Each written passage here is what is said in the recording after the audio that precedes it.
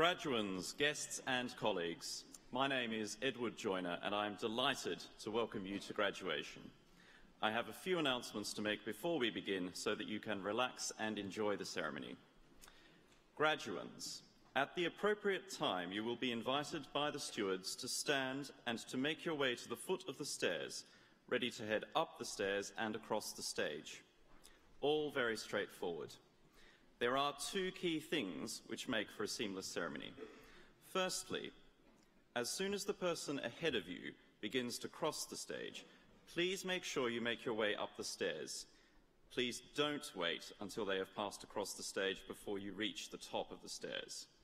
Secondly, don't let excitement and pride overwhelm you so much that you forget to pick up your degree parchment after you have crossed the stage. If you do, don't worry, you will have still graduated. But don't try to go back because you will collide with someone coming the other way. Instead, please visit the graduation information desk in the Spring Lane building 30 minutes after the ceremony to collect your parchment. At the end of the ceremony, graduates are asked to process out of the hall directed by the stewards. Family and friends, stewards will show you the exits once the graduates have left the hall. If the fire alarm should sound at any point, please remain in your seats. Instructions will be given and we will escort you to the nearest exit. As graduates, you will join an international community of over 123,000 York alumni in 183 countries. The York Alumni Association organises many events, networks and services designed to help you make connections with other alumni across the world and boost your career prospects. Please visit the Alumni Association stand and photo booth in the Spring Lane building, where you can pick up your graduation gift to welcome you to the Alumni Association. As you get your first job or take up further study or training, please remember to keep us in touch with what you're doing. Understanding the career path that you take will help us provide the right support for current students and make sure we offer graduates like you relevant information and opportunities. Finally, please turn off your mobile phones. Will you now all please stand?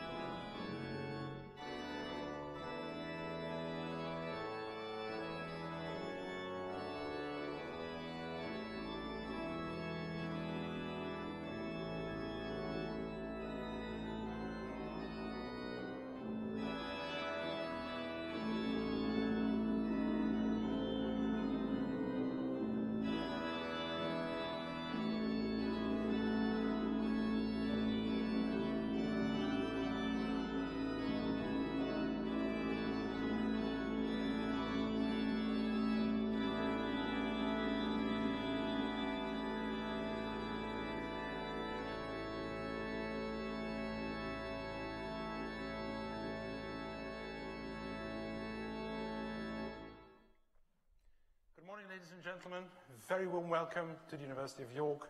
I now declare this congregation open for the conferment of awards. Please be seated.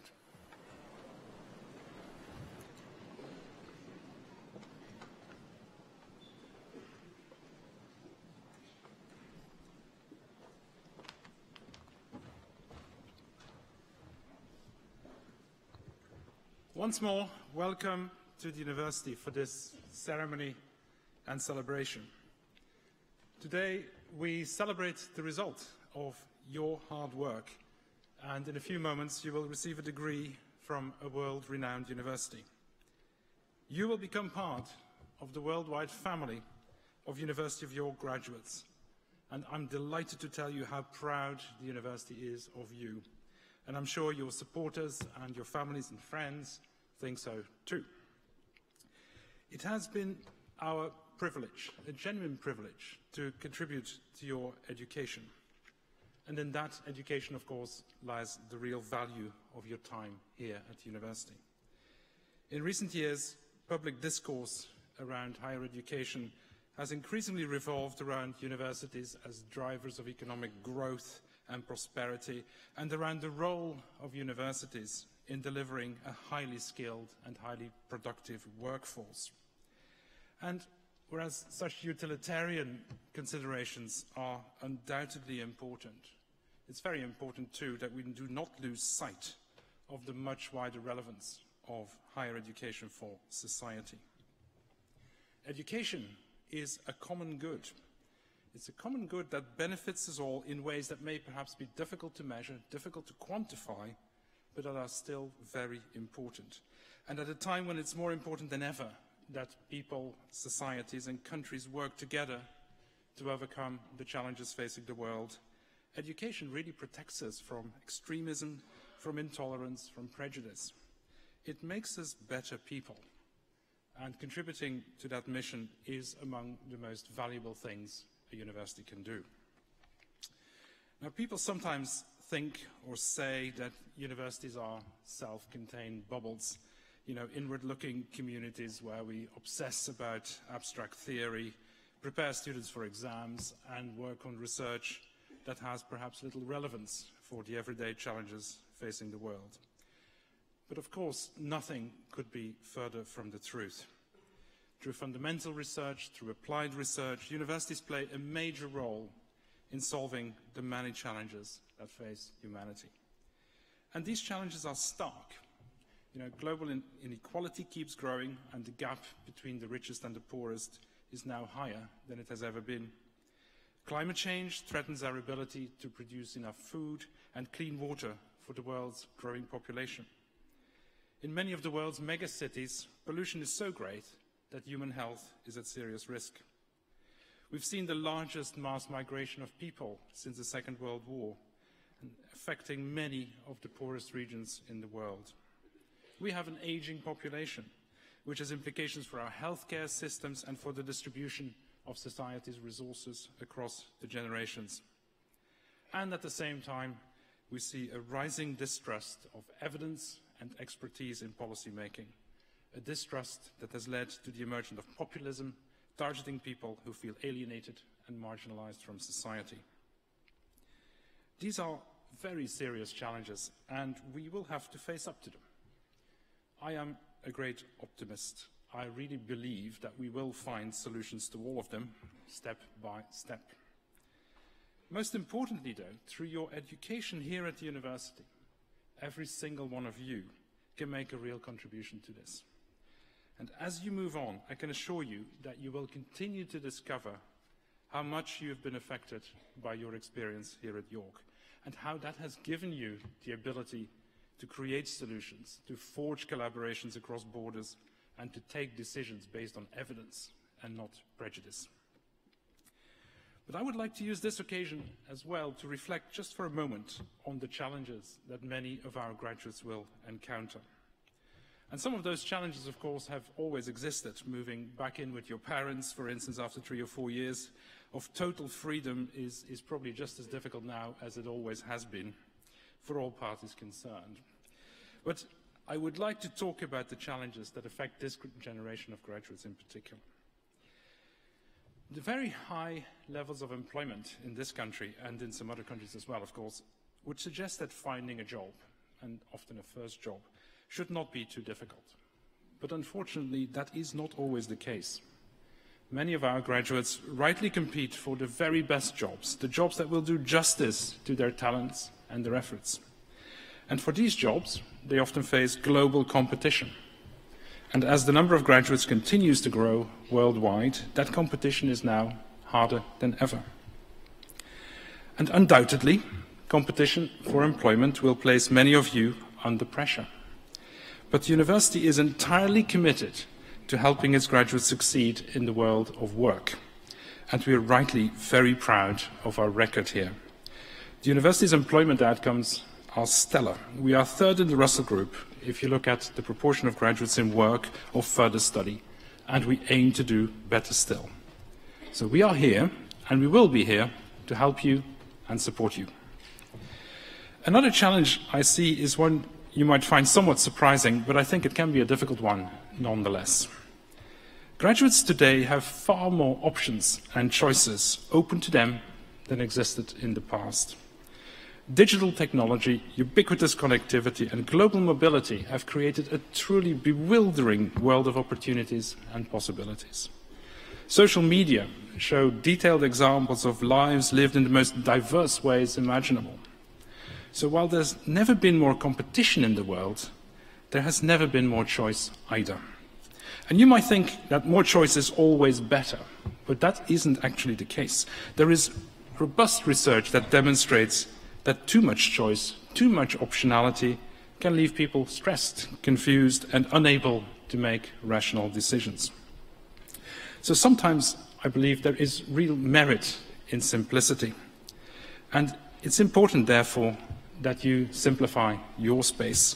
Try to get real clarity for yourself about what your own objectives, your own ambitions could be. And that clarity, I'm sure, will help you decide what is right for you. So these are only two of the challenges our graduates must face, and there are many others. So before we tolerate any criticism of the current generation of 20-somethings, as many of you will be, we should be mindful that your circumstances are very different from those faced by young people even only 10 or 15 years ago. For some, it really has become more difficult to make their way in the world, and I'm not at all surprised to see the impact that has on mental health of many young people, including some of our own students. My generation can and should do more to support you. And the question of fairness across the generation should be at the forefront, in my view, of all national policy debates. But let us now return to our celebration. Since 1963, we have inspired more than 120,000 people, our graduates, to cross continents and embrace every imaginable job and profession. And despite the challenges that I mentioned, now it is your turn to go out and explore new horizons. And as you do, I hope that you will carry with you some of the values that mean so much to us.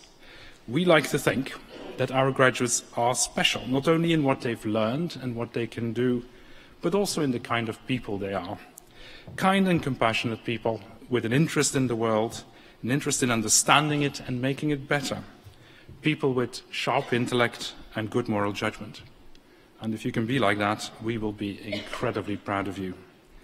So from me and from all my colleagues here at the university, many, many congratulations. Well done.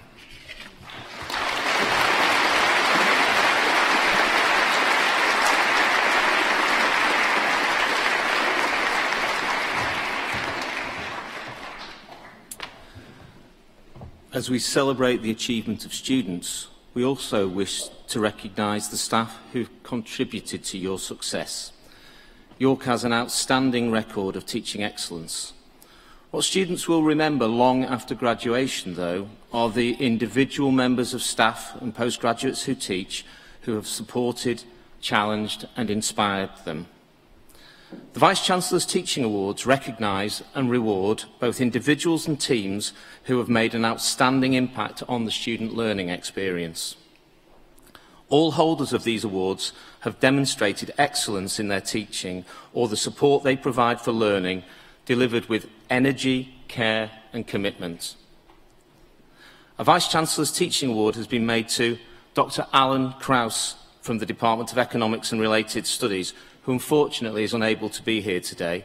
Nevertheless, we congratulate him on his achievement.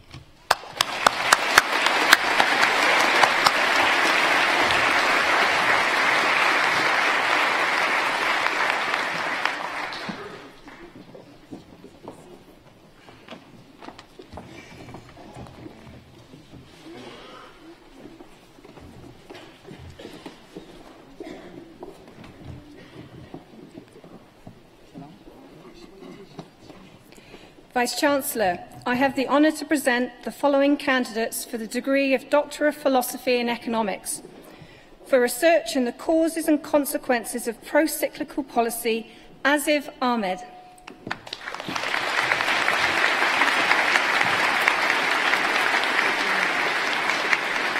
For research in 3 essays on non-linear limits to arbitrage, Jingjie Chen.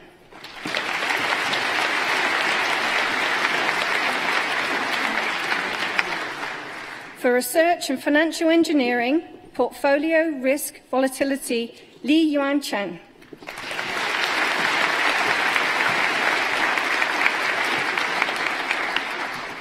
For research in mechanism design in kidney exchange, Yao Cheng.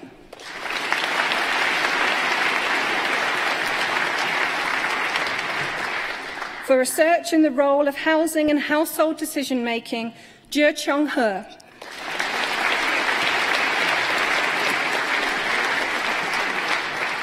For research in essays on hospital performance in England, Francesco Longo.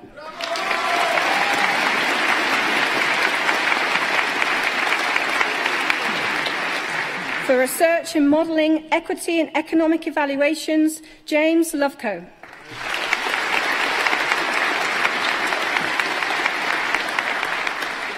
For research in inequality aversion and self-interest, Matthew Robson.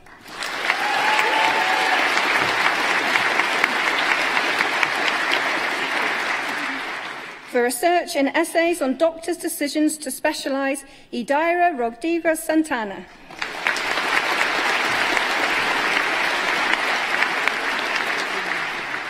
For research in multidimensional inequality and earnings mobility, Suska.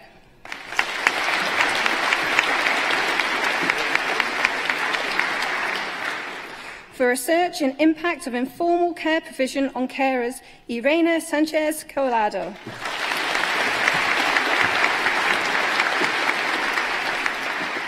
For research in economic analysis of Chinese urban labour market, Zhao Longtang.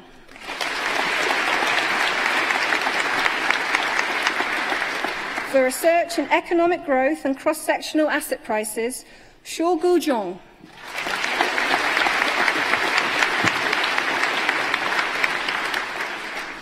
For the degree of Master of Science in Health Economics, Tumi Sotaya.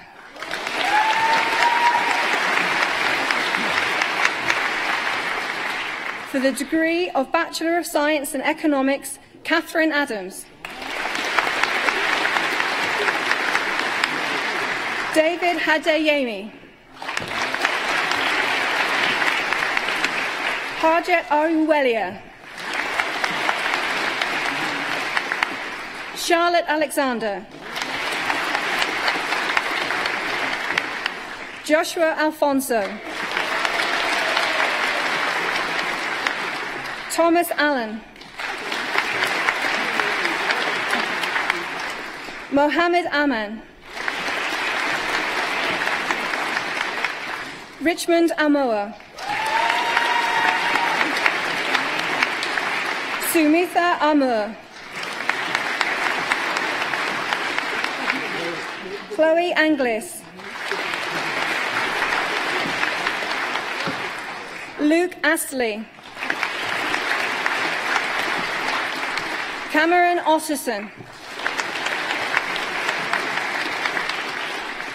Lewis Barnes. Rishan Bashir. Sean Bissell Sullivan. Sebastian Birch. Marley Bing. Oliver Khan. Gawa Chan. Zena Chowdhury. Edward Church. Ellen Codling. Maximilian Kogan. Benjamin Crick.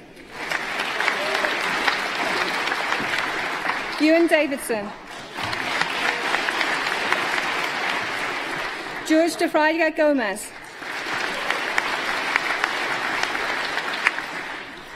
Benjamin Dyson. Alex Early Sodhi. Kanda Erdenbat. Alex Evans. Hannah Ferenc. George Fitzpatrick Morgan. B.E. Folain. Matthew Fressy. Nassos Gekas. Natanya Grant. Callum Harding. Scarlett Haitley. Ellie Hawkins. Robert Hazel. Liam Hoang. Thomas Hodson. Matthew Holland. Leonora Joseph. Zach Case. Yash Kawa. Joseph Lord.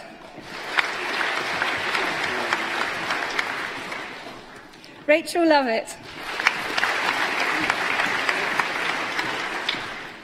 Cameron McLean.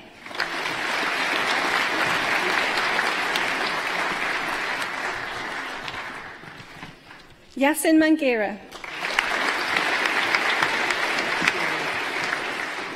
Rory Mason.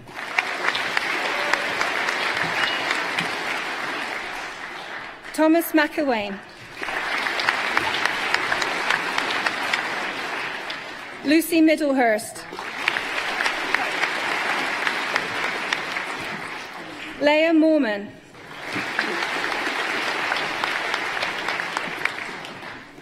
Marco Nadafi. Lucinda Naylor. Folahone Oki.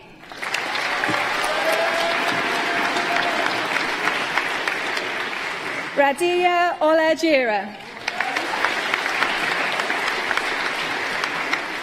Alexander Potts. Afadita Karimi. Joshua Quigfall. Karandeep Rezi.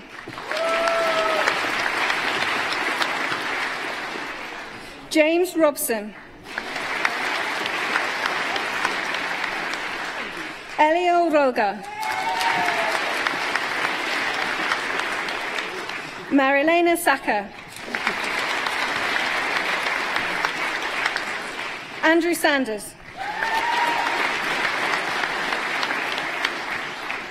Joshua Surdet. Harrison Seymour. Jordan Shimin. Ben Smith. Timothy Shernuga.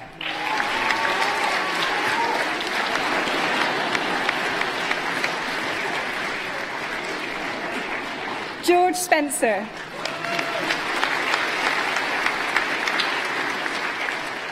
Joseph Stanley. Owen Swales. Anna Louise Tanner. Jamie Thompson. Jack Topless. Rob Thiel. Munya Vastafo.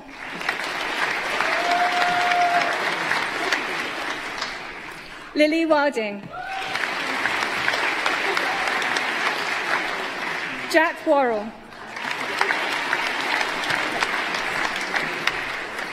Sophia Zagraya.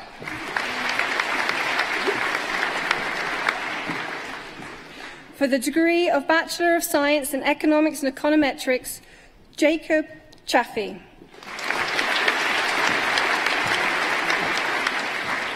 Luke Collins.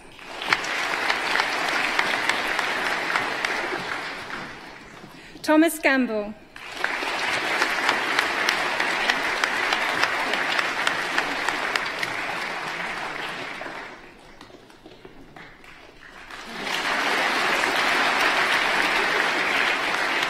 Sophie Lally.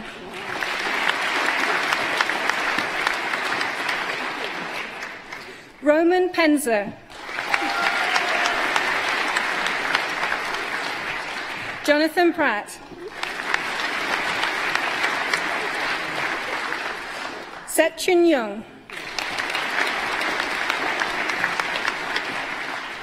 For the degree of Bachelor of Science in Economics and Finance, Christodoulos Adamu.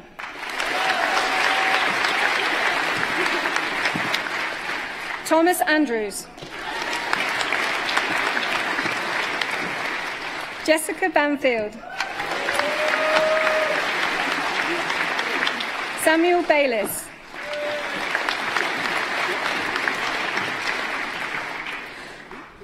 Yun Shan Bi. James Blackman. Jamie Castle. Pimpa Chaihan. Samuel Chaplin. Jack Cheery. Thomas Dee. Tom Falaver. Alice Golding. Oliver James. Gabrielle Killeen.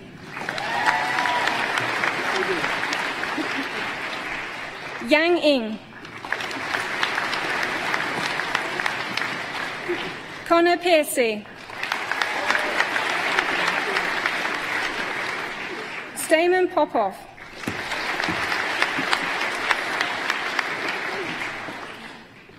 Shroti Rajaskaran. Charlotte Webb.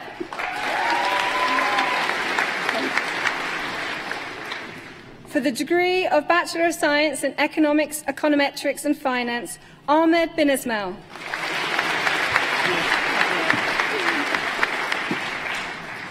Michael Holihan Sarmiento.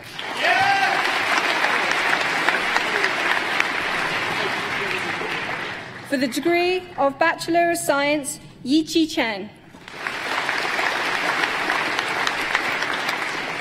For the degree of Bachelor of Arts in English, Jonathan Tate.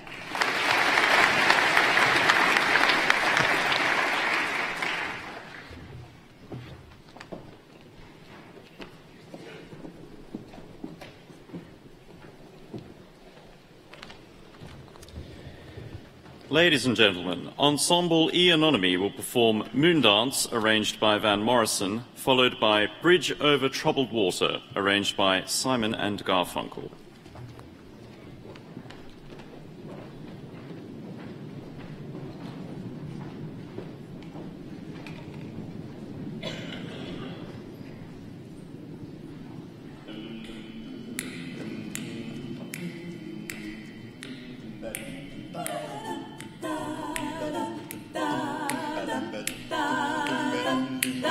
It's a marvelous night for a moon dance, with the stars up above in your eyes. A fantabulous night to make romance, with the cover of October skies. And all the leaves on the trees are falling to the sound of the breezes that blow. And I'm trying to please to the calling of your heartstrings that plays off to know. And all the seems to win. Seems to shine in your blush. Can I just have some romance with you? My love, can I just make some more romance with you? Well, I wanna make love to you tonight. I can't wait for tomorrow to come. Now I know now the time is just right, and straight into my arms you will run. And when you come, my heart will be waiting to make sure that you're never alone.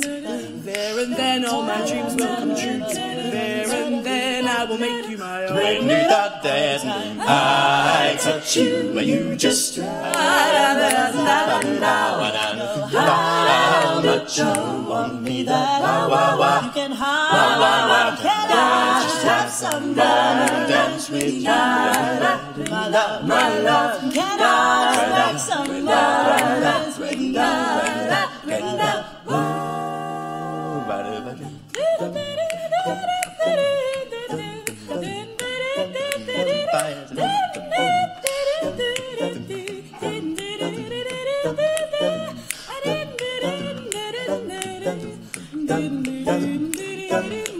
Can I just have one more moon dance with you? My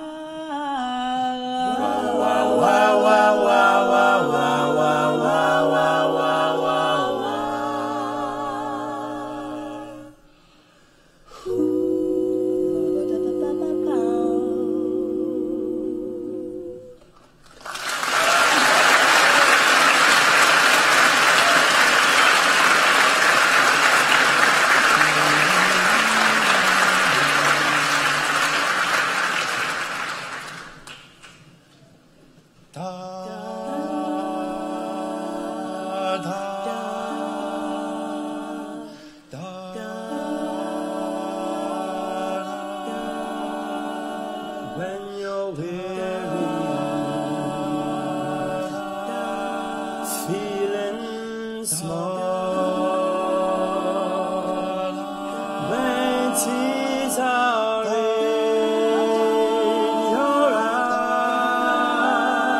I'll dry them. I'm on your side. Oh, when times get rough and friends just can't be found, like a bridge over troubled water, I will lay me down, like a bridge over troubled water. I will lay me down.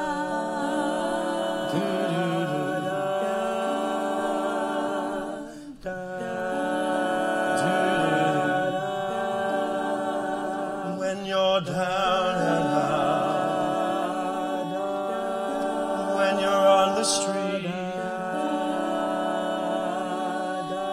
when evening falls so hard, I will comfort you. I'll take your part.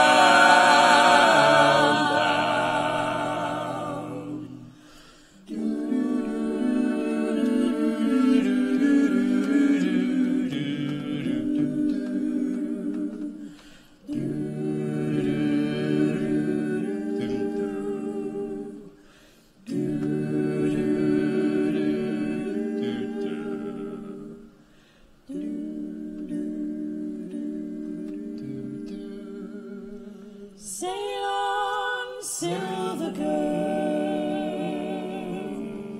sail on, on.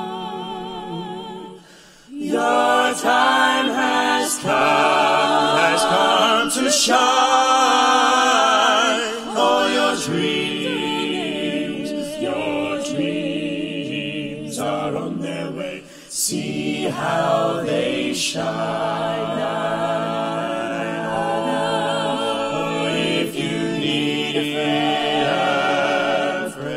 I'm sailing right behind, like a bridge over troubled water. I will ease your mind, like a bridge over troubled water. I will ease your mind.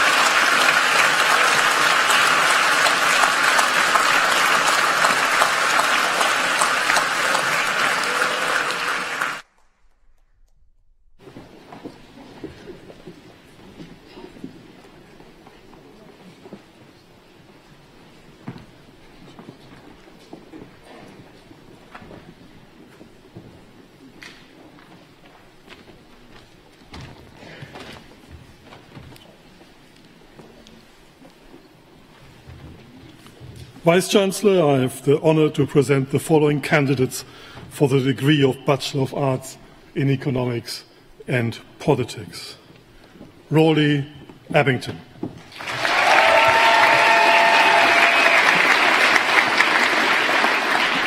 Clara Columbine.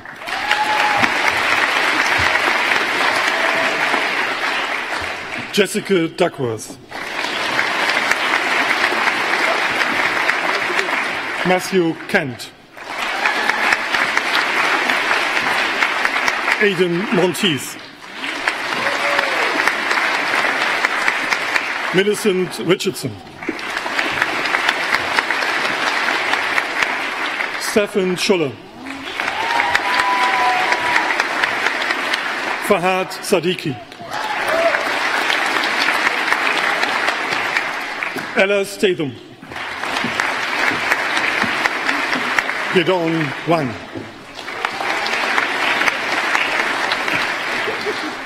For the degree of Bachelor of Arts in Philosophy and Politics, Anna Aban. Dylan Balfour. Cullen Jones. Nathan Cahill. Tanya Sharon Nitanga. Gulme Soils. Thomas Vieira Marques de Silva. For the degree of Bachelor of Arts in Philosophy, Politics and Economics, Joseph Andrew. Boris Arnold. Joseph Arole-Fela. Rory Ashley. Kevin Augustine. Samuel Baker. Amelia Barge. Christopher Bates. Abida Shaw. Rebecca Bell. Hannah Bennett, Saskia Botterill, Joe Bowen, Thomas Bromilov, Cheryl Louise Gavajo, Mohamed Chaudhry, Sandrine Chasson, Simon Cockerill, Anthony Collinson, Sam Crossley, Natalia Curran,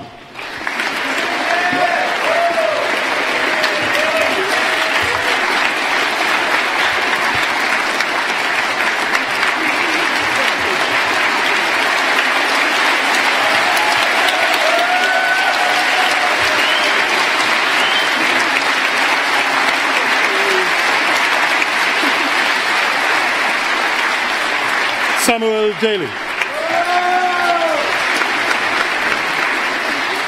Avjid Danvar, Anastasia Drakaki, David Evans, Emily Evans,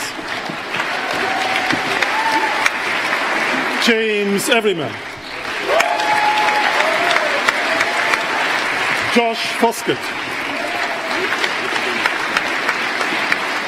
Katarina Gasiewska, Rishi Gilman-Smith, Alexander Gosop, Annie Griffiths, Finn Grother,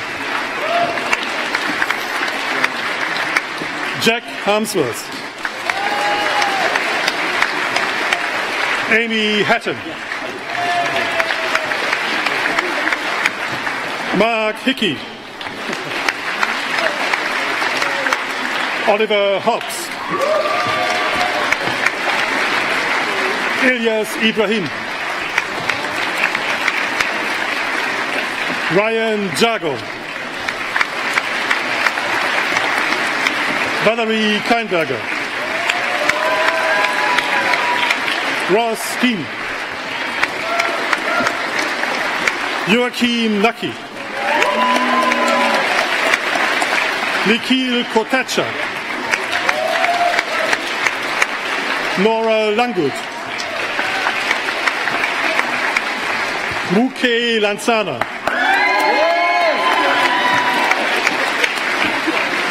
Celeste Leverton, Safian Rashid, Rajman, Uday Mautke, Victoria McCluskey-Williams, Matthew McKeep, Patrick McMinn, Felix Metlow, Jack Merritt, Alexander Murtag, Jake Meyer, Eugene Huang, David O'Dowd, Afoma Okova, Jamie O'Neill, Akul Pankania, Agni Polika, Christine Draba, Amrita Kauragi, Arthur Reynolds, Lucia Robio Robestillo, Elvin Sadi, James Sanford. Roheen Sharma. Qian Chen. Alexandra Simerskowska. Rohan Subero. Hashim Said. Daniel Trotman. Jonathan Verlan. James Foyle. Matthew Wetherall. Anna Yogodasan. And Chen Tsang.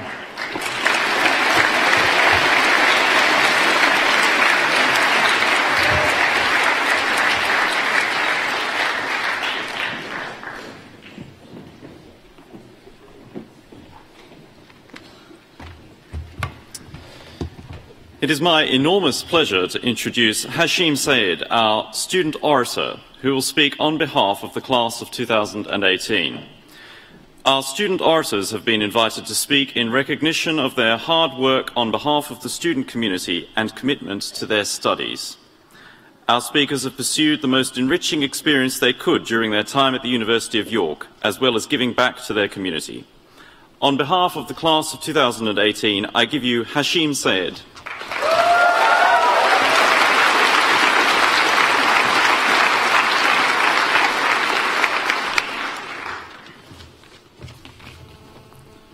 Good morning, everyone. Are education and entrepreneurship linked? I love the University of York. For 3 years, I've had the privilege to immerse myself in the works of great scholars, play hockey, attempt to learn Mandarin to help me appreciate other cultures, engage in real-world issues in model UN debates, champion mental health awareness, and best of all, lead a non-profit social impact consultancy, all the while fostering lifelong relationships with genuine, passionate, and driven friends. Now, coming to university as a fresh-faced, much younger-looking first year in September 2015, I knew I wanted to get involved in both my work and extracurricular activities, and ultimately maximise my potential. But what I didn't know was whether my story would unfold through academia or enterprise. At school, I enjoyed learning and challenging theoretical frameworks with real-world application, but I'd slowly come to see academia as a tick-the-box category. On the other hand, enterprise had always been close to my heart. I enjoyed building things, connecting people, and creating opportunity for others. But it was my desire for answers to the global political, economic, and humanitarian problems that drove me to study PPE. And arguably, my decision to pursue higher education gave me a platform to seek out extracurricular opportunities. Now, upon reflection, I asked myself and encouraged my fellow graduates to ask themselves, what is the dynamic of your university experience? Is it education? Or is enterprise? What's the difference? Are they linked? If so, how? University is a journey. Swedish scholar Hans Marx stated that traditional education is only a transformation of knowledge and abilities, whilst entrepreneurship is a model for changing attitudes and motives. This implies that education is a pillar on which we understand the world around us, whereas entrepreneurship is about fostering change and almost building on these pillars. In 2008, the Consortium for Entrepreneurship Education formalized a link between these two disciplines and asserted that entrepreneurship education is twofold. It is encouraging creative thinking and promoting a strong sense of self-worth and empowerment. Ultimately, it is the development of beliefs, values, and attitudes. Our inherent responsibility to deliver positive change is pillared on the shared values between education and entrepreneurship, to engage and to persevere. To improve our understanding of the world, we must engage with those around us, embrace the cultural differences that make each of us unique, and learn what makes others tick. For me, this came through leading York Community Consulting, a non-profit social impact consultancy. Together, we delivered social impact for 38 charities, startups, and businesses, and advanced the employability for 140 students over 9 universities at our annual conference. And it wasn't easy and at times incredibly frustrating. However, the fire that united us were the flames of social impact and a passion to help students maximize their potential. And we would not have known this if we hadn't engaged with those around us to foster a community of shared values.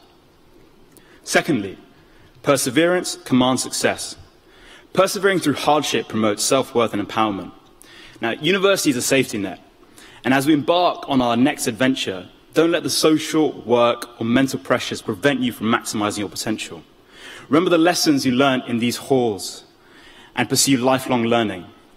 For myself, despite having interned at a large investment bank, professional service firm, and delivered a TEDx talk, I spent a large part of my final year doubting myself, as I could not secure a graduate scheme and I doubted my value. But it was only through pursuing 46 applications that I learned the value of perseverance. As by reflecting and learning on every single rejection and going into the next interview upholding my values with burning fire for ambition, that I'm proud to stand here today and share that we're joining Facebook in September. And whatever we go on to do today, we're all victors. Every graduate is celebrating a piece of success, whether it be receiving the academic parchment, hosting or playing at a concert, celebrating team success at Roses.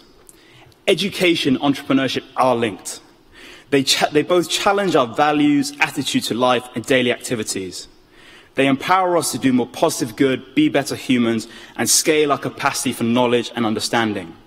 The uncertainty and imbalance in our world outside of this hall can only be solved through engaging with others and perseverance.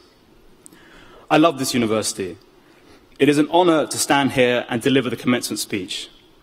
Thank you to everyone I've met over 3 years for helping me mold the person that I am today. And a special thank you to my family, for they are here today. And to my parents, we may argue, we may disagree, but I love you, Amma Baba. Thank you for sacrifices you made and the opportunities you provided me. I'm so lucky to have you. And to my fellow graduates, let's engage, persevere, and deliver positive change. Thank you, and congratulations.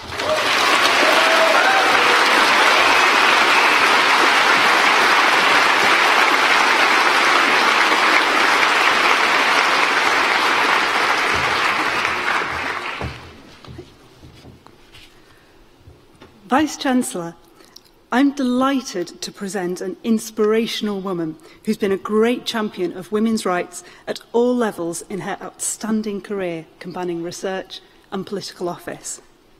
At the University of York, we have a strong belief in putting human rights theories into practice and in the absolute necessity of feminist perspectives on law and society. Professor Monica McWilliams has been a trailblazing women's rights researcher with vital law-changing impacts to her name. Monica describes herself as a child of the welfare state, and hers is an outstanding success story. She began campaigning on human rights issues early, joining in on civil rights marches at the age of 15. She was the first in her family to go to university. Following postgraduate study in Michigan, during which she protested against apartheid, she returned to Northern Ireland and threw herself into the women's rights movement. As an academic collaborating with Women's Aid, she led the way in domestic violence research.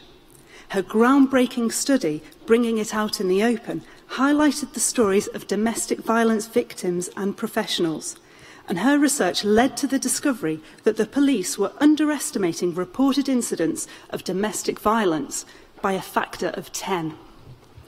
As the peace talks in Northern Ireland approached, she wrote to the major political parties to ask if they were going to put women at the table and threatened to set up a new political party if they didn't. They didn't, and she did. She co-founded the Northern Ireland Women's Coalition, and so Monica was one of the few women at the negotiating table, putting together the historic Good Friday Agreement.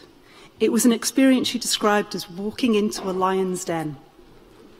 Following the conclusion of the agreement, she received a Special Profile and Courage Award from the John F. Kennedy Library Foundation, and she was elected a member of the Northern Ireland Legislative Assembly. In 2005, she was appointed Chief Commissioner of the Northern Ireland Human Rights Commission, a post she held for 6 years before returning to conduct world-leading research at the University of Ulster. Her work led to her department being ranked first in the UK for impact in law. Monica's work has significant global reach. She has helped to train female negotiators for the UN Syria peace talks and is chair of Interpeace's Governing Council. The 1 Million Women for Peace campaign, which stemmed from the Northern Ireland Women's Coalition, has had global impact, particularly following the election of Donald Trump. For some reason, the constitutional status of Northern Ireland has again become topical. Monica has already made considerable contributions to the debate. We hope that her voice will continue to be heard throughout the challenges ahead, keeping our focus fixedly upon safeguarding and improving human and specifically women's rights. Vice-Chancellor, for this remarkable track record combining human rights research and practice, I present Monica McWilliams for the degree of Doctor of the University, honoris causa.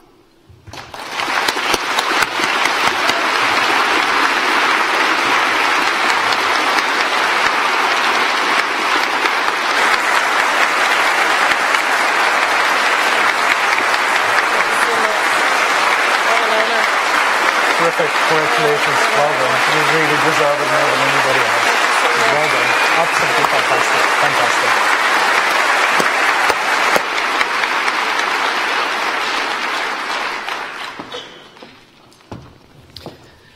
Thank you so much, Vice-Chancellor, for that wonderful honour. And thank you to the University of York for all their hospitality and kindness in inviting me here today. And to you, Dr. O'Brien, for reminding me of a few things I've done so far.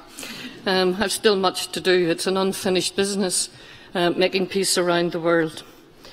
I remember well the day that I also graduated.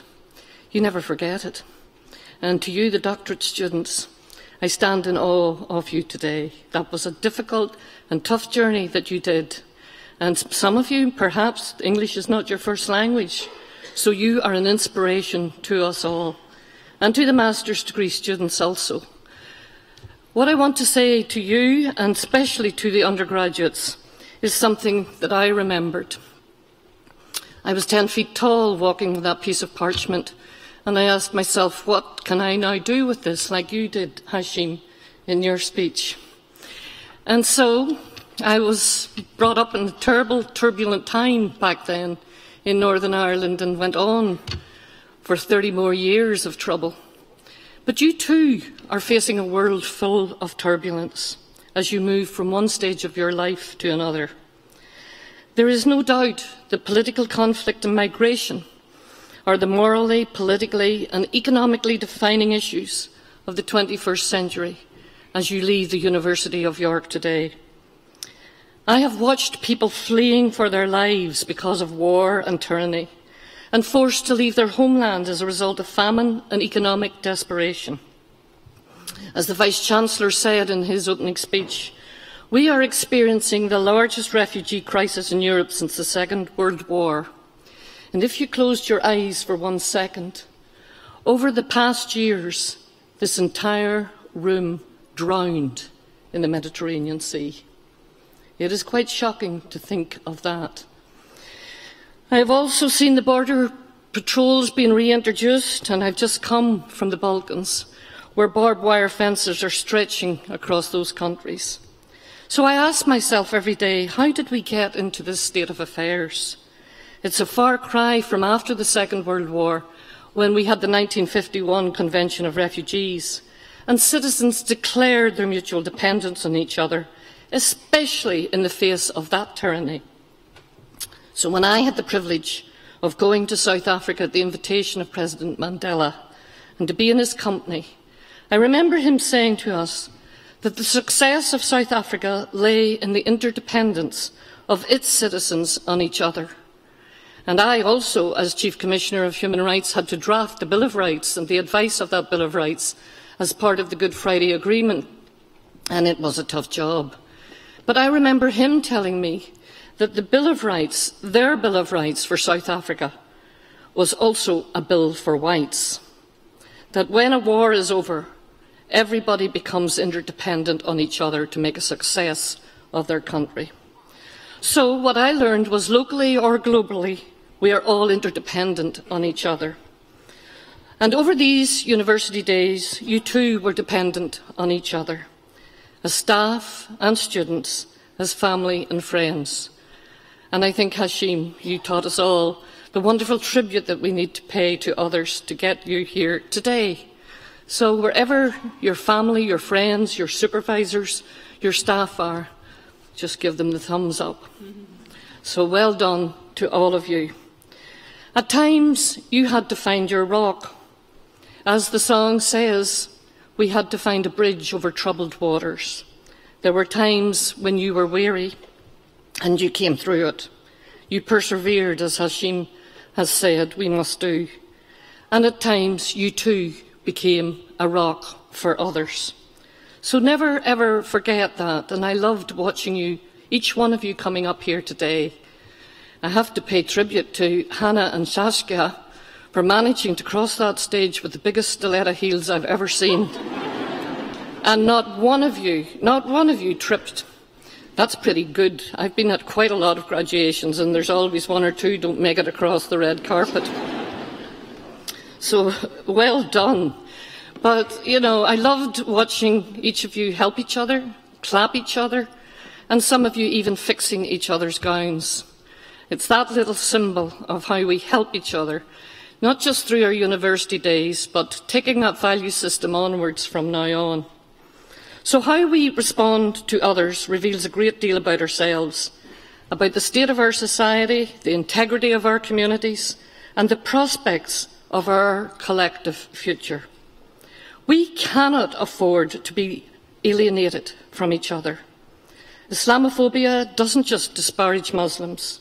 Racism doesn't just demean ethnic minorities. Misogyny hurts more than women. Xenophobia insults more than immigrants. We are all diminished by that. So we all have to take a stake in helping each other, whether at home or abroad.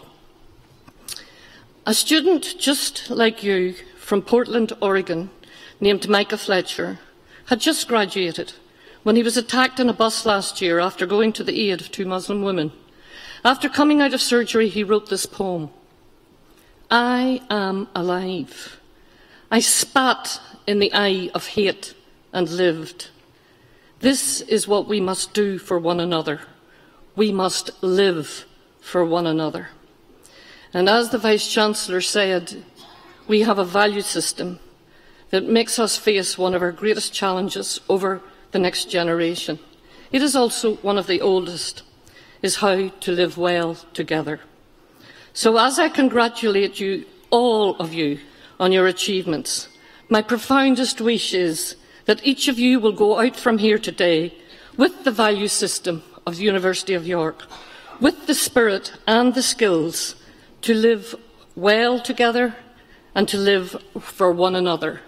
May you sail on the seas of adventure and land on the shores of success. Congratulations to all of you.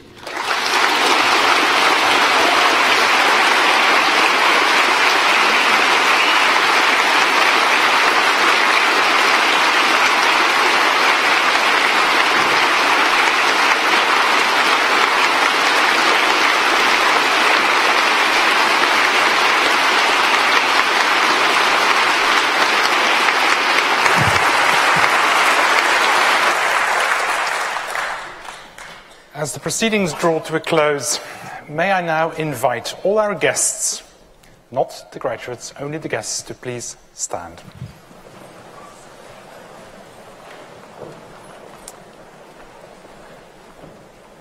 And can we now please give our graduates a cracking round of applause because they deserve it so much.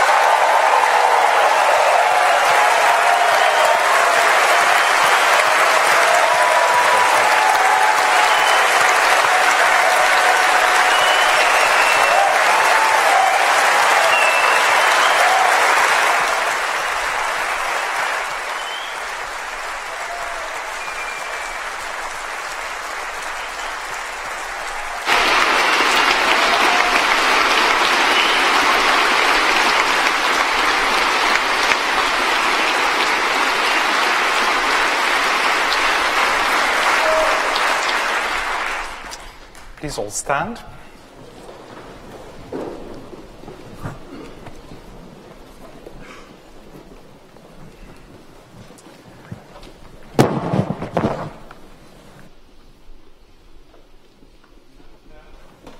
I now declare this congregation closed.